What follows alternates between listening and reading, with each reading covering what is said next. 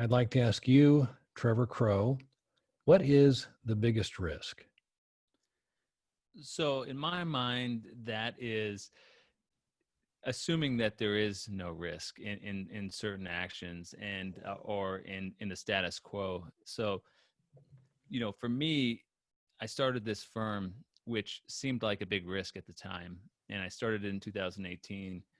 But because I was coming from a firm, a well-established firm that paid me, and I was never worried about the paycheck, and it just came, and I knew there was business there, and this business was going to keep coming in, and so it seemed like a big risk for me to go out on my own. Now, now I look back at it and I think I was at a much bigger risk staying at that firm than I am now. And it kind of goes back to my roots of graduating law school in 2009 and seeing that the the, the people who had got terminated, the attorneys that got let go or laid off, were not the attorneys with big books of business. Those attorneys always have a place.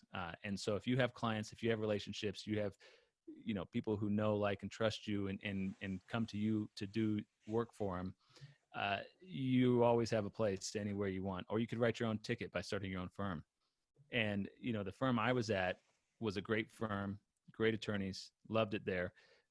The problem was that I was the corporate guy, doing all the corporate work for other people's clients. And so at the end of the day, my risk was, as I look back at it now, it was more of a risk for me to be there than it is now, because now I have my own clients. I have those relationships, direct relationships, and when they have issues, they come to me, and so I can write my own ticket a lot more than I could uh, at the prior firm. And so I think, often people think that certain, whatever society says or whatever seems normal and safe might not always be normal and safe, because big Fortune 500 companies will lay you off, and that happens all the time. And so just having that job doesn't necessarily mean you're safe. And so I think, bottom line is, sometimes take what seems like a risk might actually be safer in the long run.